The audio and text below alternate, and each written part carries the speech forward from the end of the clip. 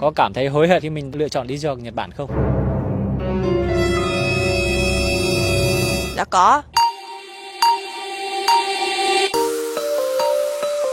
Chào các bạn, hôm nay du học Mirai có dịp quay lại Nhật Bản, tình cờ gặp hai bạn du học sinh của mình tại Yokohama. Chào mọi người, mình tên là Nguyễn Trung Hiếu, quê ở Kon Tum, từng là học viên của du học Mirai, giờ đang học tập và sinh sống ở Yokohama. Xin chào mọi người, mình tên là Hồng Anh, mình từng là học viên của trung tâm Mirai, mình đang học tại trường YMCA Yokohama. Hồng Anh quê ở đấy. Tiền ra là tận miền Tây, nhưng mà em tin tưởng trung tâm của anh Thái nên là bay từ trong miền Tây sang tận Hà Nội đồng hành cùng các bạn ở Hà Nội. Đầu có hơi gặp chút khó khăn, chưa bao giờ em được ra Bắc nên là em khó hòa nhập với mọi người. Với sự đồng hành nhiệt tình của anh chị nhân viên cũng như là sensei, em đã hòa nhập được hơn với các bạn. Các em qua Yokohama được mấy hôm rồi nhỉ? Gần nửa tháng rồi. Có cảm thấy hối hận khi mình đã lựa chọn đi du học Nhật Bản không? Đã có, hối hận là tại sao mình không đi sớm hơn.